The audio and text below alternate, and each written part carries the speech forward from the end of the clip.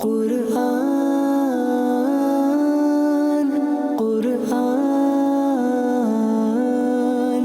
قرآن آسان درس قرآن الحمدللہ رب العالمین والصلاة والسلام علی خاتم النبیین اما بعد فاعوذ باللہ من الشیطان الرجیم بسم اللہ الرحمن الرحیم والصلاة والسلام علیک یا رسول اللہ وعلی آلک و اصحابک یا حبیب اللہ الصلاة والسلام علیک یا نبی اللہ وعلی آلک و اصحابک یا نور اللہ۔ مدنی چینل کے ناظرین، پروگرام آسان درس قرآن میں آپ کو خوش آمدید کہتے ہیں۔ اللہ رب العالمین ہم سب کو قرآن مجید پڑھنے، سمجھنے اور اس پر عمل پیرا ہونے کی توفیق عطا فرمائے۔ ہمارے پیارے نبی صلی اللہ تعالیٰ علیہ وآلہ وسلم کا فرمان عظمت عالی شان ہے، زینوا مجالسکم بالصلاۃ علیہ فإن صلاتکم علیہ نور لکم یوم القیامہ۔ اپنی مجلسوں کو مجھ پر درود پڑھ کر آراستہ کرو کہ تمہارا مجھ پر درود پڑھنا قیامت کے دن تمہارے لیے نور ہوگا۔ صلو علی الحبیب صلی اللہ تعالیٰ علی محمد صلی اللہ علیہ وآلہ وسلم۔ ناظرین کرام، اس پروگرام میں بطور خاص ترجمہ اور عام فہم تفسیر کا سلسلہ وہ جاری ہے، اور 8ویں پارے تک سورۃ الاعراف کی آیت نمبر 39 تک یہ ہمارا سلسلہ مکمل ہوا۔ آج آیت نمبر 40 سے اس پروگرام کا آغاز کریں گے۔ اول تاخیر ہمارے ساتھ آپ شریک رہیے تو انشاءاللہ قرآن مجید کی کئی آیات مبارکہ، اس کا ترجمہ اور تفسیر وہ سمجھنے کا موقع ملے گا۔ آیت نمبر 40 میں اللہ پاک نے جو ارشاد فرمایا ہے اس کا کچھ ربط پچھلی آیات سے، کہ جب کفار کو دوزخ میں ڈالا جائے گا تو ان کے لیے جو عذاب ہوگا، اور اسی طریقے سے قیامت کے دن جب انہیں کہا جائے گا کہ اب انہیں بلاؤ جن کی تم پوجا کرتے تھے، اور وہ خود کہیں گے وہ تو ہم سے غائب ہو گئے، اب ہمارے لیے کوئی صورت نہیں ہے۔ تو یہی کفار کے کچھ عذاب اور ایمان والوں کو جو اللہ پاک انعام عطا فرمائے گا ان کے تذکرے موجود ہیں۔ تو آئیے اگلی آیت مبارکہ پڑھتے ہیں۔ بسم اللہ الرحمن الرحیم۔ ان الذین کذبوا بآیاتنا واستکبروا عنہا لا تفتح لهم ابواب السماء ولا يدخلون الجنة حتى یلج الجمل فی سم الخیاط وکذلک نجزی المجرمین۔ ترجمہ: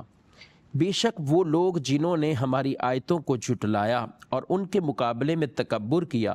تو ان کے لیے آسمان کے دروازے نہ کھولے جائیں گے اور وہ جنت میں داخل نہ ہوں گے حتیٰ کہ سوئی کے سوراخ میں اونٹ داخل ہو جائے، اور ہم مجرموں کو ایسا ہی بدلہ دیتے ہیں۔ یعنی یہاں ایک تشبیہ بیان کی کہ سوئی کے سوراخ میں،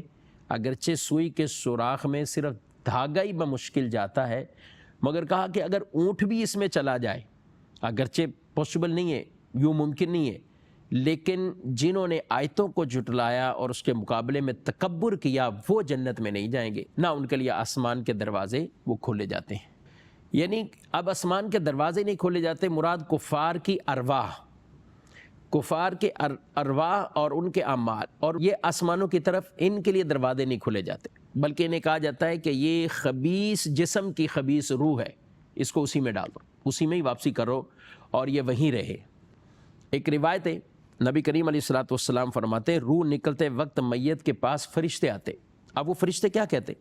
اگر مومن کی روح ہے تو اس سے کہتے ہیں اے پاک روح، پاک جسم سے نکل آ، کیونکہ تو نیک ہے، اللہ کی رحمت سے خوش ہو جا، جنت کی خوشبو اور اپنے رب کی رضامندی سے خوش ہو جا۔ فرشتے روح نکلنے تک یہی کہتے رہتے، اور جب روح نکل آتی ہے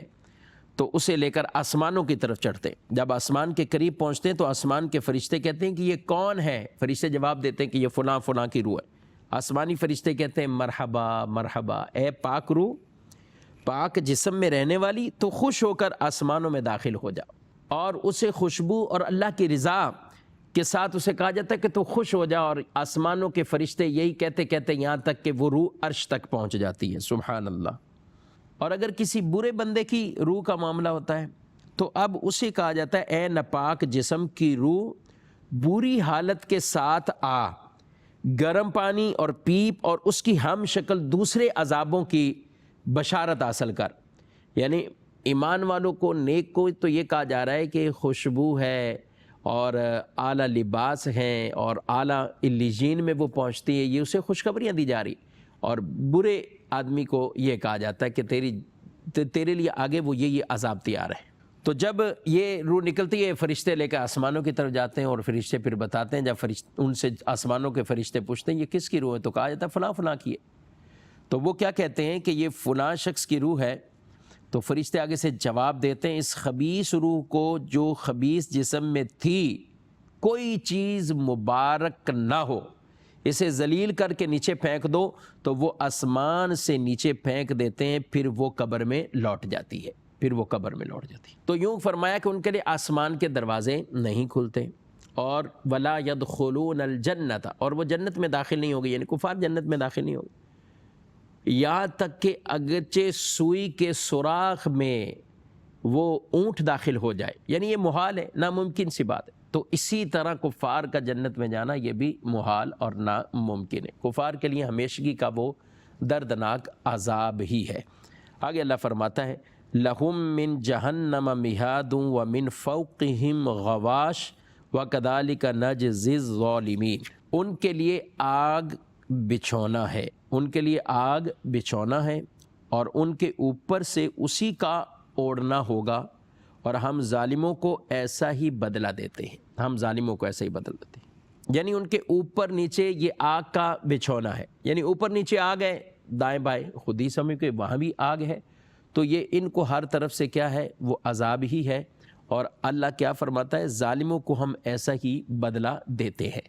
ظلم کیا تھا؟ ظلم یہی تھا کہ انہوں نے اللہ پاک کی ان آیات کو انکار کیا، تکبر کیا، اور جتنی کچھ بشارتیں ایمان والوں کے لیے سنائی جا رہی تھیں، انہیں بتائیں کہ ایمان کی یہ اہمیت ہے، انہوں نے اس کو جھٹلایا، اور کئی مقامات پر مختلف جگہوں پر کہ کفار نے ان چیزوں کا نہ صرف جھٹلایا بلکہ مذاق اڑایا۔ اور ایمان والوں کی شان یہ کہ وہ اللہ کی آیتوں پر ایمان رکھتے ہیں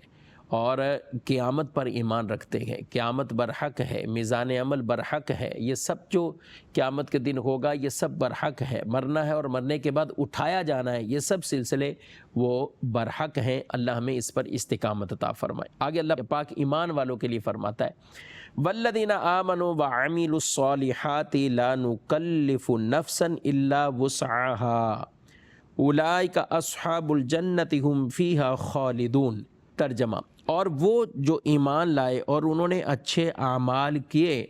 ہم کسی پر طاقت سے زیادہ بوجھ نہیں رکھتے، وہ جنت والے ہیں، وہ اس میں ہمیشہ رہیں گے، وہ جنت والے ہیں اور وہ اس میں ہمیشہ رہیں گے۔ یہاں اللہ پاک نے ایمان والوں کے بارے میں ارشاد فرمایا کہ جو ایمان والے اور نیک عمل کرتے ہیں، یاد رکھیں کہ نیکی اسی کی قبول ہے جو ایمان والا ہے۔ بظاہر اگر کفار کوئی بظاہر سمجھنے والی یعنی نیکیاں وہ کر رہے ہیں تو وہ نیکی قابل قبول نہیں ہے، ان معنی میں کہ قیامت کے دن ان کا کچھ انعام ملے، ان کے جزا ملے، وہ قابل قبول نہیں، بلکہ ان کا بدل دنیا میں اللہ تعالیٰ کسی طرح انہیں دے دیتا ہے، یعنی دنیاوی نعمتوں کے ذریعے۔ آخرت میں جو کچھ ہے وہ ایمان والوں کا ہے، اور جہاں بھی آپ دیکھیں قرآن پاک میں کئی جگہ پر ایمان نیک عمل، ایمان عمل صالح، تو اس لیے کوئی آدمی کسی بھی منصب والا کیوں نہ ہو، اس کو ایمان والا ہے الحمدللہ، لیکن نیک اعمال سے وہ بے نیاز نہ ہو، نیک عمل سے، عمل صالح سے وہ یہ نہیں کہ مجھے حاجت نہیں ہے، یا میں بہت بڑا عبادت گزار ہو چکا ہوں، یا میں نے بہت عبادتیں کی ہیں، نہیں، بلکہ وہ اللہ کی اطاعت اور فرما برداری والے کام کرتا ہی رہے، اور یہ اللہ سے دعا مانگتا رہے کہ یا اللہ تیری توفیق سے ہی یہ کام کیے ہیں، مزید اس پر استقامت عطا فرما۔ آگے فرمائے لا نکلف نفسا الا وسعها، ہم کسی پر طاقت سے زیادہ بوجھ نہیں ڈالتے۔ طاقت سے زیادہ بوجھ یعنی جو اسلامی احکامات ہیں وہ ایسے نہیں کہ ان پہ عمل نہیں کیا جا سکتا، کہ وہ بہت بڑے زیادہ ایسے احکامات ہیں کہ جن پر ایک انسان کی قدرت میں ہی نہیں عمل کرنا، ایک انسان کی قدرت میں ہی نہیں عمل کرنا، ایسا نہیں ہے، بلکہ آرام سے آدمی ان شرعی احکامات پر عمل کر سکتا ہے۔ اب وہ چاہے نماز ہے، روزہ ہے، حج ہے، زکوٰۃ ہے، حلال کمانا ہے، رشتہ داروں کے ساتھ اچھے سلوک ہیں، حسن سلوک ہے، روزمرہ کے جو معاملات ہیں تو ان میں کوئی ایسی چیز نہیں ہے کہ جو انسان کی قدرت میں ہی نہیں ہے، ایسا نہیں ہے۔ اصل میں ہم نے اپنے آپ کو ان چیزوں کا عادی بنایا ہی نہیں ہے۔ نماز کا جب عادی نہیں بنایا تو ایسا لگتا ہے نماز بہت بوجھ ہے، نماز بہت بھاری ہے، نماز کا کام بڑا مشقت والا کام ہے۔ اچھا، جو روزے رکھنے کے عادی نہیں ہے تو انہوں نے اس کام کی عادت چونکہ نہیں ہے تو اس میں وہ سستی کر جاتے ہیں۔ اسی طرح دیگر ہم جب شریعت کے احکامات کے عادی بنیں اور کوشش کریں کہ جیسے دنیا کے ہم کاموں کے لیے اتنی کوششیں کرتے ہیں، سردی کا موسم ہو تو کوئی یہ نہیں کہتا کہ میں نے صبح 7 بجے اٹھ کے آفس نہیں جانا، مجھے ٹھنڈ لگتی ہے، لیکن عام طور پہ نمازیں جماعتیں 6:30 بجے ہو رہی ہوتی ہیں۔ ہم بڑے شہروں کی کراچی کی بات کریں اور کئی اور شہروں کی بات کریں تو 6 بجے نمازیں ہو رہی ہوتی، لیکن وہ آدھا گھنٹہ پون گھنٹہ پہلے نہیں اٹھیں گے، مگر پھر فوراً اٹھ جائیں گے، 7 بجے اٹھ جائیں گے، 7:30 سب اٹھ جائیں گے۔ اچھا، اپنے چھوٹے چھوٹے بچوں کو بھی اٹھا دیں گے کہ ان کو بھی اٹھانا ہے، اسکول بھی بھیجنا ہے، یہ سب کچھ کام کریں گے، مگر نماز کا ذہن نہیں بنا ہوا تو نماز نہیں پڑھیں گے۔ تو اس لیے اللہ پاک نے فرما دیا کہ ہم کسی بھی انسان پر اس کی طاقت سے زیادہ بوجھ نہیں ڈالتے۔ یہ جو کچھ اللہ کے احکامات ہیں یہ ہماری قدرت میں ہیں، یہ طاقت میں موجود ہے۔ آگے اللہ فرماتا ہے وَنَزَعْنَا مَا فِي صُدُورِهِم مِّنْ غِلٍّ تَجْرِي مِّن تَحْتِهِمُ الْأَنْهَارُ وَقَالُوا الْحَمْدُ لِلَّهِ الَّذِي هَدَانَا لِهَذَا وَمَا كُنَّا لِنَهْتَدِيَ لَوْلَا أَنْ هَدَانَا اللَّهُ لَقَدْ جَاءَتْ رُسُلُ رَبِّنَا بِالْحَقِّ وَنُودُوا أَنْ تِلْكُمُ الْجَنَّةُ أُورِثْتُمُوهَا بِمَا كُنْتُمْ تَعْمَلُونَ، اور ہم نے ان کے سینوں سے بغض و کینہ کھینچ لیا، ان کے نیچے نہریں بہیں گی اور وہ کہیں گے تمام تعریفیں اس اللہ کے لیے جس نے ہمیں اس کی ہدایت دی، اور ہم ہدایت نہ پاتے اگر اللہ ہمیں ہدایت نہ دیتا۔ بے شک ہمارے رب کے رسول حق لائے، اور انہیں ندا کی جائے گی کہ یہ جنت ہے، تمہیں تمہارے اعمال کے بدلے میں اس کا وارث بنا دیا گیا ہے۔ اس سے اوپر جو جہنمیوں کا جہاں تذکرہ چلا تو اس میں اللہ پاک نے فرمایا کہ ان کے اوپر نیچے آگ ہے، گویا کہ ان کا بچھونا بھی آگ کا، اوپر سے بھی عذاب، ہر طرف سے ان کو عذاب ہی عذاب۔ لیکن سبحان اللہ، ایمان والوں کا ذکر کیا تو فرمایا کہ وہ ہیں کہ جن کے دلوں سے بغض اور کینہ کھینچ لیا ہے، اور جنتیوں کو اللہ پاک نے جو انعامات عطا فرمائے یہ محلات میں ہوں گے، نیچے نہریں بہہ رہی ہوں گی، اور وہ یہ کہیں گے کہ ہمیں اللہ نے ہدایت دی، اگر اللہ نہ ہدایت دیتا تو ہم ہدایت والے نہ ہوتے۔ وہ ہر چیز کا اقرار کریں گے، اللہ کے جو پیغمبر رسول حق لائے ہم اس کو مانتے ہیں اور اس کا اقرار کرتے ہیں۔ تو یہ اللہ نے ان کی شان بیان فرمائی۔ اس سے یہ بھی پتہ چلا کہ جنتیوں کا وصف دل میں بغض کینہ نہ ہونا، جنتیوں کا جو وصف ہے وہ بغض اور کینہ،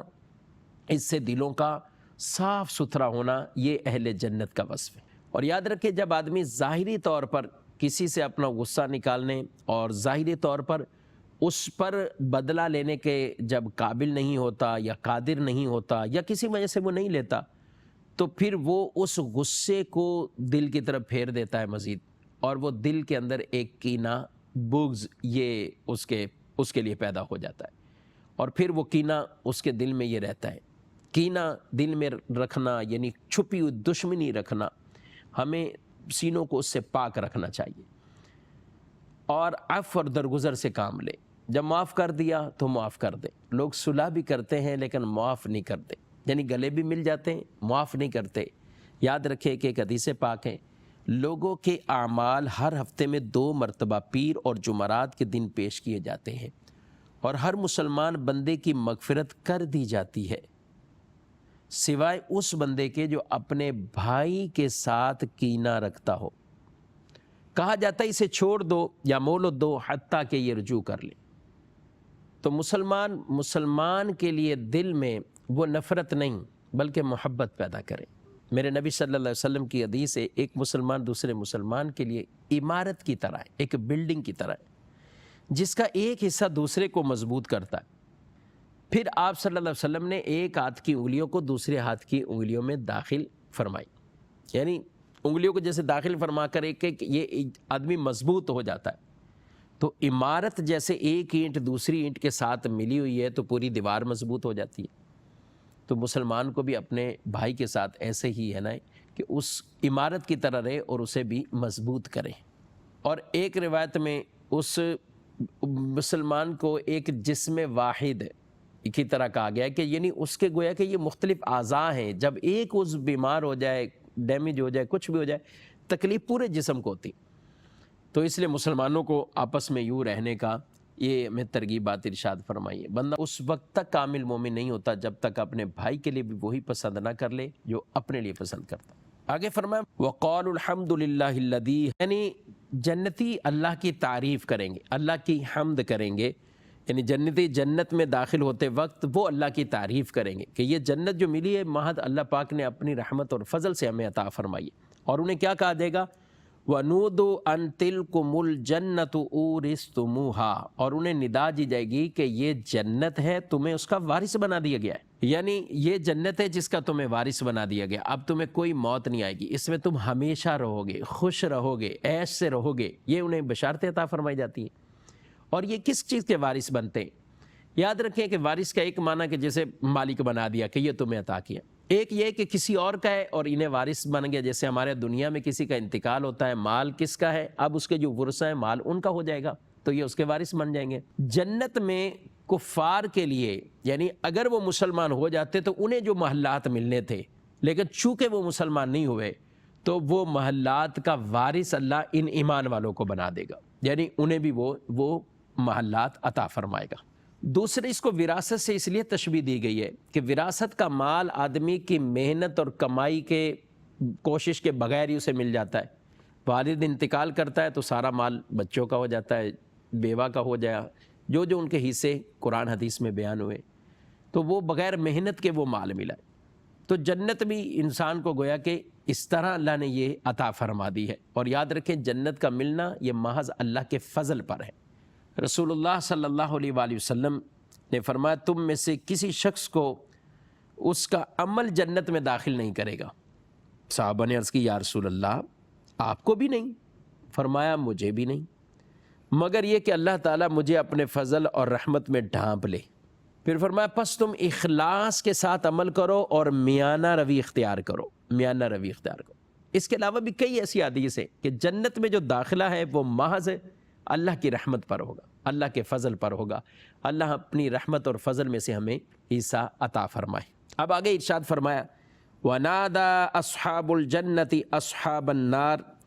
أَن قَدْ وَجَدْنَا مَا وَعَدَنَا رَبُّنَا حَقًّا فَهَلْ وَجَدْتُم مَّا وَعَدَ رَبُّكُمْ حَقًّا قَالُوا نَعَمْ فَأَذَّنَ مُؤَذِّنٌ بَيْنَهُمْ اللَّعْنَةُ اللَّهِ عَلَى الظَّالِمِينَ۔ ترجمہ، اور جنتی جہنم والوں کو پکار کے کہیں گے ہمارے رب نے جو ہم سے وعدہ کیا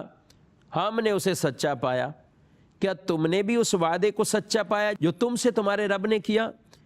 وہ کہیں گے ہاں، پھر ایک ندا دینے والا ان کے درمیان پکارے گا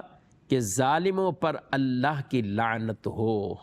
جب جنتی جنت میں چلے جائیں گے، جہنمی جہنم میں جائیں گے، تو پھر جنتی ان سے پکار کر کے ہمیں تو سب کچھ مل گیا جو اللہ نے وعدہ کیا، یعنی ان کے رسولوں نے بیان کیا،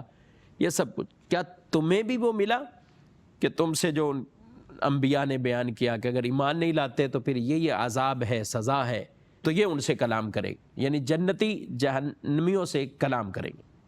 اور یہاں یہ بھی ارشاد فرمایا گیا کہ یہ جنتی کیوں کلام کریں گے؟ جنتی اس لیے ان دوزخیوں سے کلام کریں گے، اور دوزخیوں سے مراد وہ کفار ہیں۔ مسلمان بھی بعض دوزخ میں جائیں گے، یعنی جو اپنے اعمال بد کی وجہ سے، برے اعمال کی وجہ سے دوزخ میں جائیں گے، لیکن ان کو بالآخر نکال لیا جائے گا۔ تو یہ جنتی ان مسلمانوں سے کلام نہیں کریں گے بلکہ کفار سے کریں گے، اور یہ کلام کرنا ان کافروں کی ذلت اور رسوائی کو ظاہر کرنے کے لیے، مزید انہیں اذیت پہنچانے کے لیے کہ دنیا میں تم ہمارا مذاق اڑاتے تھے، آج دیکھ لیا، آج پا لیا وعدہ، جو کچھ ہمیں تو ہمارے رب نے جو بشارتیں دی تھی، تم جنت کا کبھی مذاق اڑاتے، کبھی کسی چیز کا، قیامت کا، قبر کا، عذاب قبر کا، شفاعت کا، دیگر چیزوں کا، اور آج بھی کئی لوگ ایسے اسلام دشمن لوگ آج بھی اس طرح کی باتیں کرتے، اور وہ بشارتوں کو اور ان چیزوں کو معدلہ کن چیزوں سے تعبیر کر دیتے، بعض اوقات اور مذاق اڑاتے۔ تو یاد رکھیں ایمان والے پھر جب جنتی جنت میں جائیں گے تو پھر وہ ان سے کلام کر کے مزید انہیں ذلت میں مبتلا کریں گے، یہ ان کی ذلت ہوگی اور رسوائی میں کفار آئیں گے کہ ہمیں یہ اب کلام کر لیں، کیونکہ دنیا میں یہ مسلمانوں کو ستاتے تھے، آج ان کے یہ ذلت اور رسوائی اور اس عذاب میں اور اضافہ ہوگا،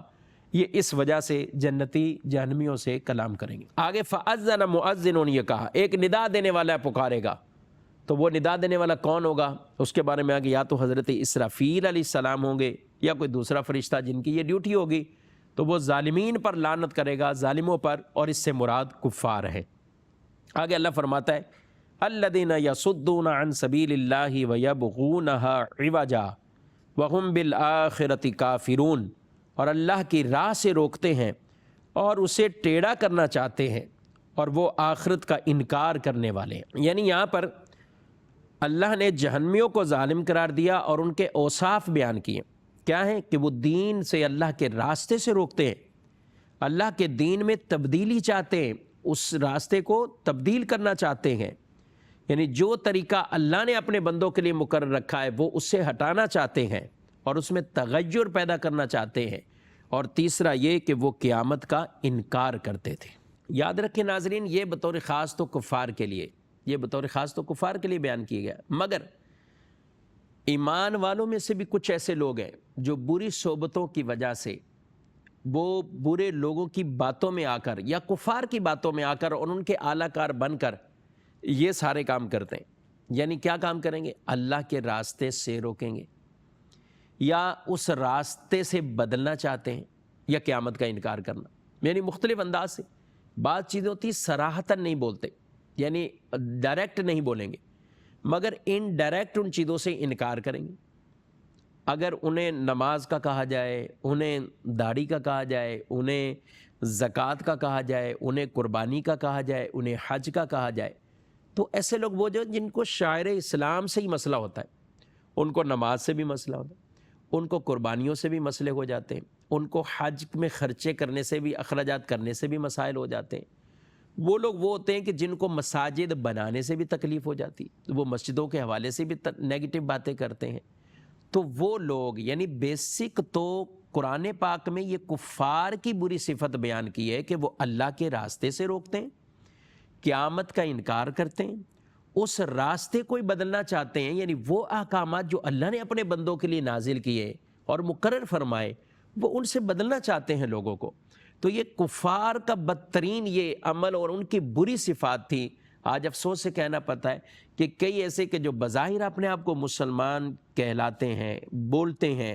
مگر وہ لوگوں کو دین سے برخلاف کرنے کے لیے، دین کے خلاف چلانے کے لیے مختلف ہیلے بہانے کرتے ہیں۔ مسجد کا نام لیں تو کہتے ہیں مسجد تعمیر بعد میں کرو، کسی غریب کا پہلے خیال کرو۔ حالانکہ جو مسجدیں تعمیر کرتے ہیں وہی غریبوں کا خیال کرنے والے، وہ تعداد زیادہ ہوتی ہے۔ وہی تعداد وہ ہوتی ہے کہ جو عام طور پر زکاتیں بھی نکال کر ان غربا کی مالی طور پر مدد کرنے والی وہ تعداد ہوتی ہے۔ یہ مسجدوں سے دل لگانے والے وہی تعداد زیادہ ہوگی جو آپ کو قربانیاں کرنے والے بھی ہوں گے، جو آپ کو حج کرتے ہوئے نظر بھی آئیں گے۔ تو یہ مساجد تو اسلام کے قلعے ہیں، یہ مساجد تو وہ مبارک جگہیں جنہیں آباد کرنے اور تعمیر کرنے کے ہمیں احکامات دیے گئے۔ اچھا، اسی طرح پردے کی بات ہوتی، تو جب پردے کی بات آئے گی تو بھی ایسے لوگ، ایسے لبرل لوگ، وہ ان چیزوں کو مولانا کے ساتھ کہ یہ دیکھو مولانا لوگ یہ کہتے ہیں، مولانا لوگوں نے اتنی سختی کر دی ہے، مولانا لوگوں نے یہ چیز کر دی، یہ چیز کر دی، یہ چیز کر دی۔ حالانکہ یہ بات تو قرآن پاک میں بھی ہے، یہ باتیں تو حدیث طیبہ میں بھی ہے، لیکن یہ ڈائریکٹ چونکہ قرآن یا حدیث کو منع نہیں کرنا یا قرآن اور حدیث کو ٹارگٹ کر کے بات نہیں کر سکتے، تو انہوں نے مولانا کے ذمہ لگا دیا۔ تو لہذا ایسے لوگوں سے بھی ضرور اپنے آپ کو بچاتے رہے، اور اسلام کا سیدھا راستہ وہی راستہ ہے کہ جو آج تک الحمدللہ اسلاف سے لے کر آج تک جو علماء حق ہمیں بیان کرتے ہوئے آ رہے ہیں۔ لہذا کوئی بھی اس طریقے سے نہ ہوشیار بنے، نہ بننا چاہیے کہ وہ از خود ہی قرآن کی ترجمہ تفسیر کہے کہ میں خود ہی سمجھدار ہوں، میں خود ہی بناتا رہوں گا، خود ہی میں کرتا رہوں گا، میں نے یوٹیوب پر فلاں کو سن لیا، میں نے فلاں کو یوں دیکھ لیا، پڑھ لیا۔ بالکل نہیں، آپ وہی پڑھیں جو علماء حق نے بیان فرمایا ہے۔ اگر علماء سے ہٹیں گے تو پھر یہ جو دین کا راستہ ہے گویا کہ اس کو ہی ہم بدل دیں گے اور ہم کچھ اور ہی راستے پر چل پڑیں گے۔ تو یہی ہمارا پیغام ہے، قرآن کا بھی یہی پیغام ہے۔ اللہ پاک ہمیں صراط مستقیم پر چلنے کی توفیق دے، اور وہ راستہ جو اللہ پاک نے قرآن پاک میں بیان فرمایا، جو اللہ کے پیارے نبی صلی اللہ علیہ وسلم نے ہمیں تعلیم دی ہے، جو بیان فرمایا، اسی راستے پر اللہ ہمیں چلنے کی توفیق عطا فرمائے۔ آمین بجاہ النبی الامین صلی اللہ علیہ وآلہ وسلم۔ قرآن قرآن قرآن آسان درس قرآن